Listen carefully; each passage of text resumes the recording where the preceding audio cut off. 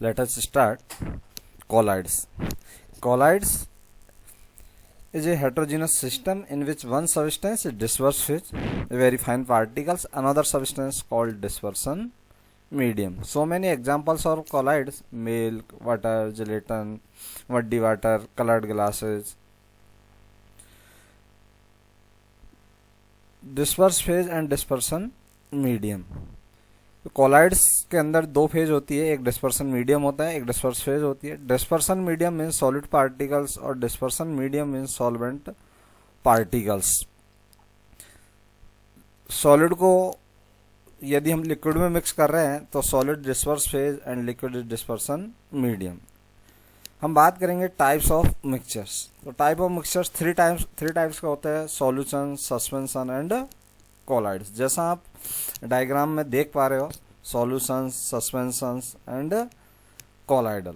अब हम एक एक के एग्जांपल्स के बारे में बात करेंगे। सबसे पहले हम बात करेंगे होमोजीनस सिस्टम। होमोजीनस सिस्टम के अंदर जो सॉलिड पार्टिकल्स होते हैं, वेरी स्मॉल पार्टिकल होते हैं। सॉलिड पार्टिकल्स की जो साइज होती है, डायमीटर होता है, वो लेस देन 10⁻⁹ मीटर होता है। यदि हम इसके एग्जाम्पल्स की बात करें, for example salt dissolve in water. Common salt table salt होता है।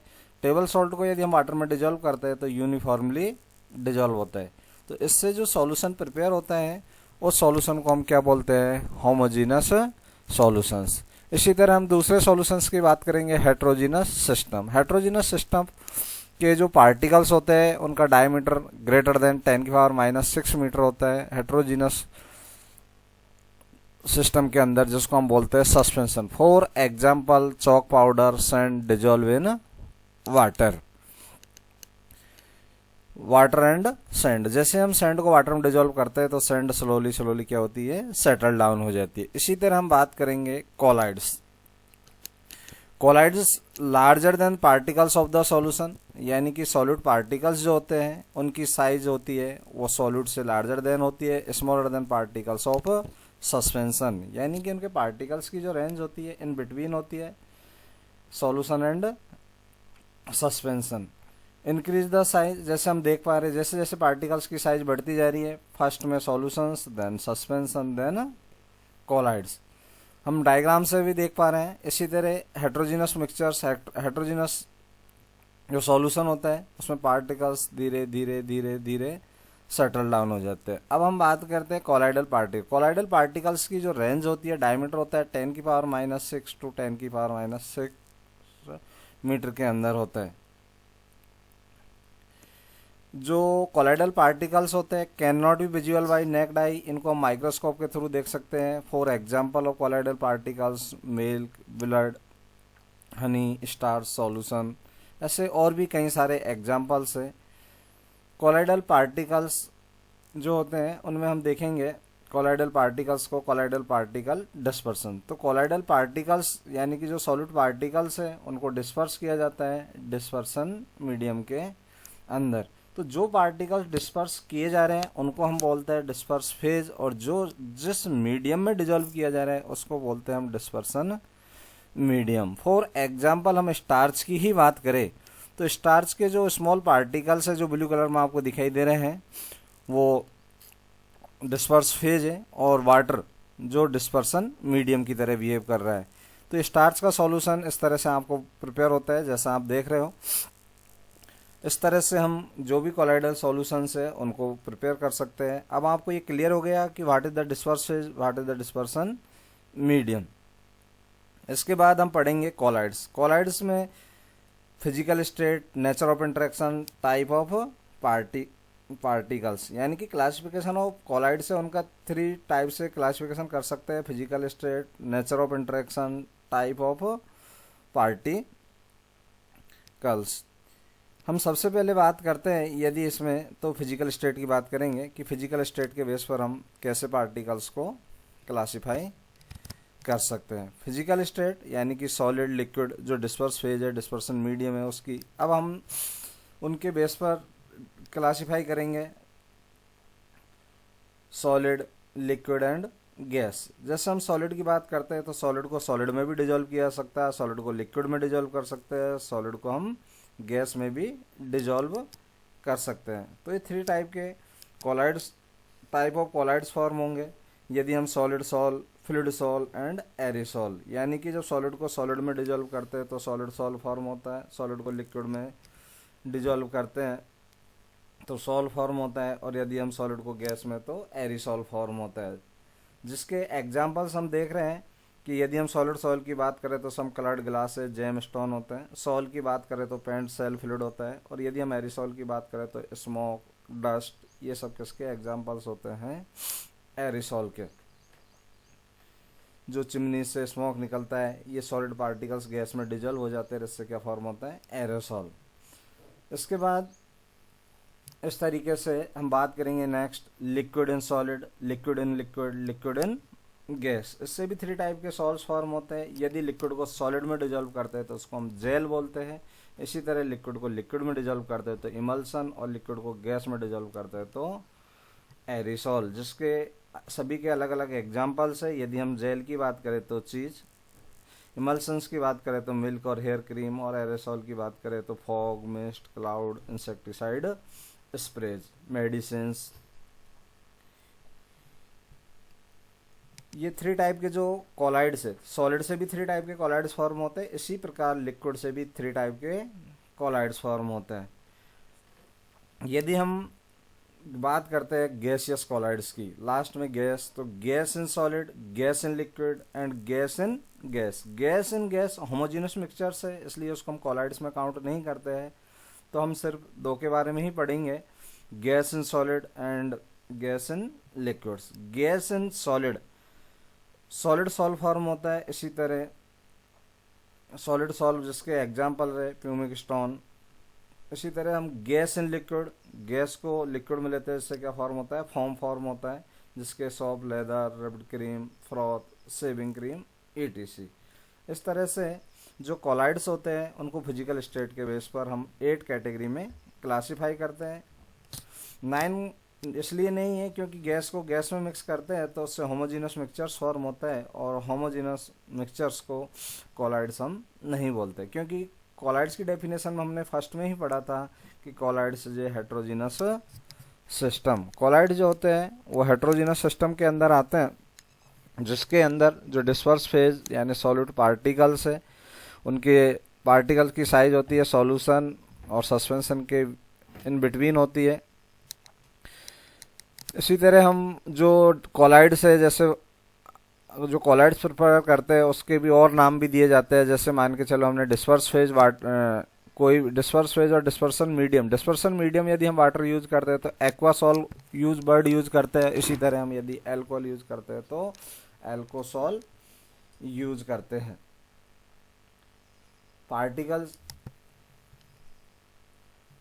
इसके बाद हम पढ़ेंगे depending upon the affinity of the disperse phase for the dispersion medium, lyophilic sol and lyophobic sol. यानी जो कोलाइडल सॉल है वो 2 टाइप के हैं, इंटरेक्शन के, उनके इंटरेक्शन के बेस पर, lyophilic sol and lyophobic sol. यदि हम लायोफिलिक सॉल की बात करते हैं, लायोफिलिक मीन्स लिक्विड लविंग और सॉल्वेंट लविंग। तो लायोफिलिक जो सॉल्स होते हैं वो वाटर को अट्रैक्ट करते हैं, वाटर को अट्रैक्ट फॉर, हम इसमें कई सारे एग्जांपल्स पढ़ते हैं, जैसे स्टार्च की हमने बात की थी, तो स्टार्च का जो सॉल्यूशंस है गम या जेलेटिन, तो हम जो स्टार्च का सॉल्यूशन है वो स्टार्च का सॉल्यूशन किस कैटेगरी में आता है? Lyophilic sol.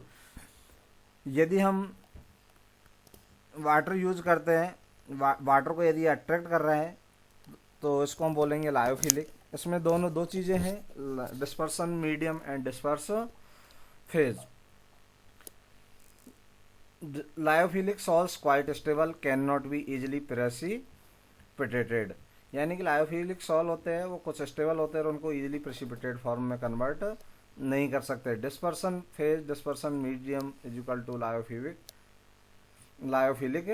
Collides. Lyophilic colloids evaporation करते हैं, disperse phase plus dispersion medium. यदि हम लायोफिलिक कोलाइड्स है तो लायोफिलिक कोलाइड्स को हम इवेपोरेशन या हीट करके वापस लायोफिलिक कोलाइड्स को रिवर्स डिस्पर्स फेज और डिस्पर्सन मीडियम में सेपरेट कर सकते हैं, इसलिए इसको हम क्या बोलते हैं? रिवर्सिबल सॉल भी बोलते हैं। किसको? लायोफिलिक सॉल्व को। रिवर्सिबल इसीलिए बोला जाता है क्योंकि इसकी जो प्रोसेस है उसको क्या किया जा सकता है, रिवर्स किया जा सकता है। अब यदि हम बात करें लायोफोबिक सॉल्व की, तो जो लायोफोबिक सॉल्व या लायोफोबिक जो कॉलाइड्स हैं, लायोफोबिक कॉलाइड्स को हम इजीली रिवर्स नहीं कर सकते, इसलिए उसका नाम क्या है, इरिवर्सिबल। ऐसे कई सारे एग्जाम्पल्स है, for example arsenic, sulphide, ferric hydroxide, gold. इनके प्रिपेयर करने के भी बहुत सारे अलग अलग मेथड्स है।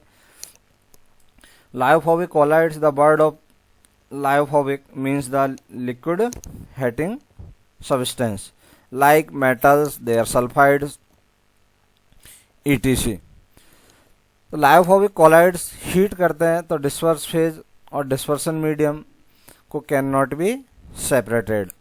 आपको जैसे मैंने बताया था लायोफिलिक में कि डिस्पर्स फेज और डिस्पर्सन मीडियम को सेपरेट किया जा सकता है, लेकिन लायोफोबिक कॉलाइड्स में उन दोनों को हम सेपरेट नहीं कर सकते, इसलिए उसका नाम क्या दिया गया, इरिवर्सिबल सॉल्व भी दिया गया।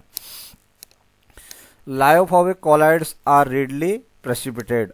लायोफोबिक कॉलाइड्स होते हैं उनको रीडली प्रेसिपिटेट यानी कि उनको हम रीडली क्या कर सकते, प्रेसिपिटेट यानी कि उसको अलग कर सकते हैं, प्रेसिपिटेट फॉर्म में अलग कर सकते हैं। जो लायोफोबिक कॉलाइड्स है उनको हम इरिवर्सिबल इसीलिए बोलते हैं, क्वाइट स्टेबल होते हैं। उसके बाद आता है क्वाइट, जो कॉलाइडल है हमने फिजिकल स्टेट पढ़ लिया, नेचर ऑफ इंटरेक्शन हो गया। उसके बाद हम बात करते हैं types of particles. Types of particles में हम पढ़ेंगे कि कितने टाइप। तो हम बात कर रहे थे types of particles.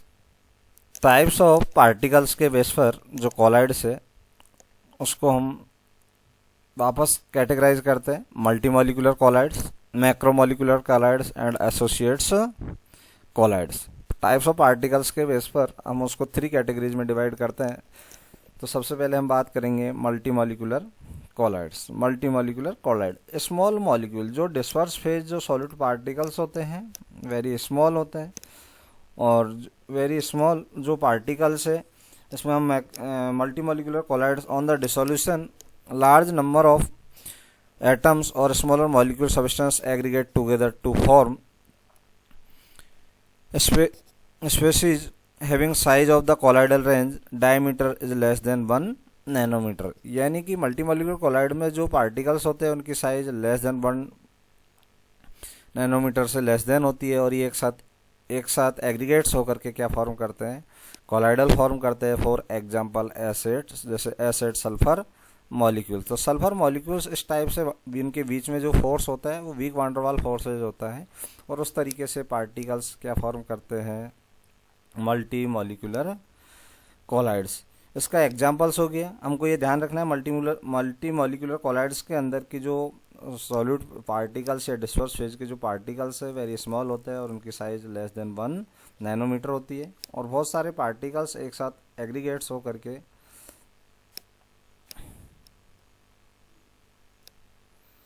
Multi molecular जो कॉलाइड्स हैं उसमें जो मॉलिक्यूल्स हैं तो कई सारी लेयर्स फॉर्म कर लेते हैं, और लेयर्स मीन्स बहुत सारे मॉलिक्यूल्स एग्रीगेट होते हैं और वो फॉर्म करते हैं मल्टी मॉलिक्यूलर कॉलाइड, जिसका एग्जांपल एस 8 मॉलिक्यूल्स। इसी के बाद हम बात करेंगे macro molecular colloids.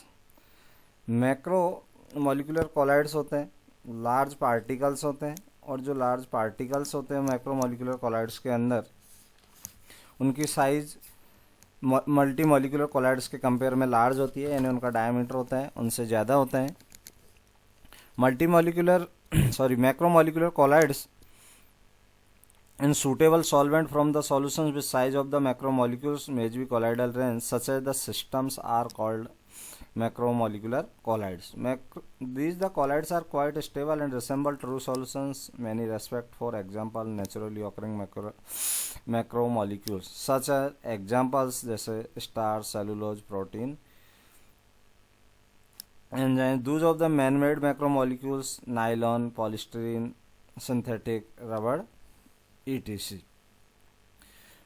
मैक्रोमॉलिक्यूलर colloidal solutions and true solutions. इसके बाद हम बात करेंगे नेक्स्ट जो कॉलाइड्स है एसोसिएट्स कॉलाइड्स। एसोसिएट कॉलाइड्स बात करते हैं तो एसोसिएट्स कॉलाइड्स क्या होते हैं? These are the substance which are low concentration behave the normal strong electrolyte. जो एसोसिएट्स कॉलाइड होते हैं लो कंसंट्रेशन पर स्ट्रॉन्ग इलेक्ट्रोलाइट की तरह बिहेव करते हैं। जो कंसंट्रेशन हाई हो जाती है तो कैसा बिहेव करते हैं वो, जो कंसंट्रेशन इंक्रीज हो जाती है तो कंसंट्रेशन इंक्रीज होने से molecules aggregates the particles thus form the called micelle. Associates colloids के बारे में हम बात करेंगे तो the aggregates particles thus form are the called micelle. These are the non-associates collide. The formation of micelle take place only above a particular temperature is called Kraft temperature.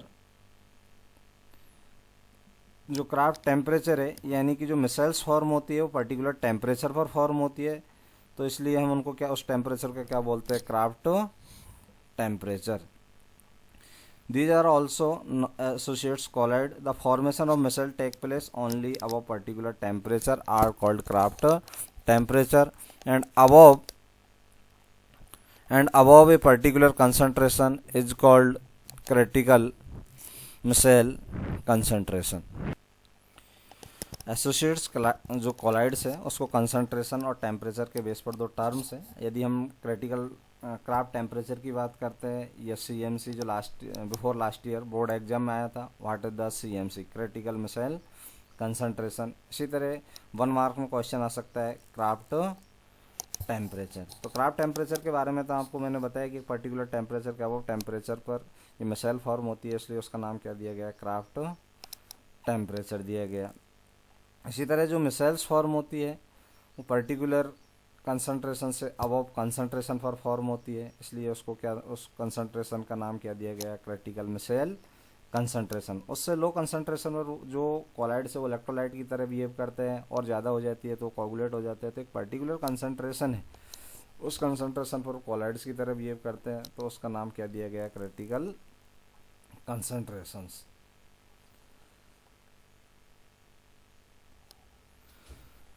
Size of the critical missile concentration 10 की power -4 to 10 की power -3 moles per litre. यानी critical missile concentration soaps की जो होती है 10 की power -4 से लेकर के 10 की पावर -3 मोल्स पर लीटर्स होती है। अब हम बात करते हैं मिसाइल। आपने 10th क्लास में पढ़ा होगा व्हाट इज मिसाइल। अब हमारे सिलेबस में है mechanism of the missile formation, की जो मिसाइल्स होती है वो किस टाइप से फॉर्म होती है। मिसाइल के अंदर मिसाइल्स जो होती है वो जब फॉर्म होती है तो मिसाइल में हमने पढ़ा है कि सोडियम स्टेरेट आयंस होते हैं, जो सोप सॉल्यूशंस होते हैं उसमें क्या होता है? सोडियम स्टेरेट आयंस होते हैं C17H35COONA। इसको शॉर्ट में हम जनरल फार्मूले में RCOONA भी लिखा जा सकता है। इसमें जो एल्काइल पार्ट है इसको हम बोलते हैं टेल पार्ट लायोफोबिक पार्ट होता है, और हेड पार्ट COONA वो लायोफिलिक पार्ट होता है, क्योंकि वो पोलर पार्ट होता है। पोलर वाटर भी पोलर होता है तो वाटर को अट्रैक्ट करता है, और जो एल्काइल पार्ट है वो लायोफोबिक होता है क्योंकि वो हाइड्रोकार्बन्स होते हैं। तो हमने 10th क्लास में इसके बारे में पढ़ा था कि मिसाइल किस टाइप से फॉर्म होती है। तो हम पढ़ेंगे फॉर्मेशन ऑफ द मिसाइल और या mechanism of the missile formation. इसमें जो सोडियम स्टेरेट आयंस होते हैं C17H35COONA, तो ये पूरा जो एक जो मॉलिक्यूल्स होता है सोडियम स्टेरेट आयंस, इसके दो पार्ट होते हैं, एक हेड और एक टेल। पोलर पार्ट को हम क्या बोलते हैं? हेड, और जो इधर एल्काइल पार्ट है उसको हम क्या बोलते हैं? Tail. At the below concentration CMC, यदि कंसंट्रेशन उसकी लेस देन होती है, जैसा हमने अभी पहले पढ़ा था, तो वो कैसे बिहेव करेगा? इलेक्ट्रोलाइट की तरह बिहेव करेगा, क्योंकि इसमें कैटायंस और एनायंस क्या हो जाएंगे? सेपरेट हो जाएंगे। पर जैसे जैसे कंसंट्रेशन बढ़ती जाएगी, जैसा हम देख पा रहे हैं बीकर में कि वाटर के अंदर हम सॉफ्ट सॉल्यूशन डिजोल्व कर रहे हैं तो उसमें आयंस क्या है? कम है। उसमें जो लायोफोबिक जो वाटर को रिपल करता है वो अबव साइड में है, और जो वाटर को अट्रैक्ट करता है वो किस साइड में है? वाटर की साइड में है। तो ये धीरे धीरे क्या होगा कि जब कंसंट्रेशन बढ़ती जाएगी, धीरे धीरे कंसंट्रेशन बढ़ती जाएगी, तो वाटर में डिजोल्व तो होंगे नहीं डायरेक्टली, क्योंकि ये क्या करते हैं? वाटर को रिपल करते हैं। तो स्लोली ये जो मॉलिक्यूल्स हैं, ये मॉलिक्यूल्स क्या होंगे? वाटर में डिजोल्व होंगे, और इस तरह से धीरे धीरे जितना भी हाइड्रोफोबिक पार्ट है मिसाइल का, हाइड्रोफोबिक पार्ट धीरे धीरे क्या हो जाएगा, एक साथ आकर के अंदर की तरफ हो जाएगा, और जो हाइड्रोफिलिक पार्ट है वो आउटर साइड में रह जाएगा, और आउटर साइड में इस तरह से एक बॉल लाइक स्ट्रक्चर बन जाती है, जिससे क्या होगा कि जितने भी हाइड्रोफोबिक पार्ट है वो इसके अंदर चले जाते हैं और हाइड्रोफिलिक पार्ट क्या रहते हैं सरफेस पर। तो आयोनिक मिसाइल के अंदर यदि हम देखेंगे तो हाइड्रोफोबिक पार्ट सब अंदर की तरफ चले जाता है, हाइड्रोफिलिक बाहर रहता है, और जिससे धीरे धीरे क्या होता है कि वाटर में डिजोल्व हो जाता है, क्योंकि जो आउटर हेड पार्ट है, हेड पार्ट तो क्या करता है, वाटर पोलर होता है, वाटर को अट्रैक्ट करता है, तो वाटर को अट्रैक्ट करने की वजह से धीरे धीरे ये सारे जो हेड पार्ट है वो सरफेस पर डिपॉजिट होकर के मिसाइल फॉर्म करता है। अब हम इसी तरह बात करते हैं कि जो मिसाइल फॉर्म होता है या क्लॉथ को हम क्लीन करते हैं तो उसमें से डर्ट को कैसे अलग किया जाता है। तो जब हम सोप यूज़ करते हैं या सोप को कपड़े पर लगाते हैं और उससे हम रगड़ते हैं तो जो डर्ट होती है उस पर जो सोडियम स्टेरेट आयंस है उसका हाइड्रोफोबिक पार्ट क्या करता है, उस डर्ट के अंदर धंस जाता है, चारों तरफ से उसको कवर कर लेता है, और धीरे धीरे जैसे मिसाइल फॉर्म हुई थी इस तरह डर्ट को अलग करके और उसके चारों तरफ सोडियम स्टेरेट आयंस उसके चिपक जाते हैं, उसका पोलर पार्ट साइड में बाहर की तरफ रहता है और जो फोबिक पार्ट है वो अंदर की तरफ धंस जाता है, जिससे वो डर्ट को क्या कर देते हैं, अलग कर देते हैं। इसी तरह हम बात करते हैं जैसे ऑयल इन वाटर, तो ऑयल वाटर में डिजोल्व नहीं होता है, या जनरली जो डर्ट होती है वो ऑयल या ग्रीस ही होती है। अब वो नॉर्मली वाटर में डिजोल्व नहीं होती, हमने सिंपल भी देखा होगा, कभी ऑयल का हमारा हाथ हो जाता है तो वो हम वाटर से इजीली क्लीन नहीं हो सकता, लेकिन सोप यूज़ करते हैं तो वो क्लीन हो जाता है। क्यों हो जाता है, क्योंकि सोप सॉल्यूशन के अंदर क्या होता है कि जो सोडियम स्टेरेट आयंस है वो ऑयल ड्रॉपलेट के सराउंडिंग में क्या फॉर्म कर लेते हैं, मिसाइल फॉर्म कर लेते हैं, और जब मिसाइल फॉर्म होती है तो मिसाइल का हेड पार्ट वाटर सोल्यूबल होता है जो वाटर के साथ अलग हो जाता है।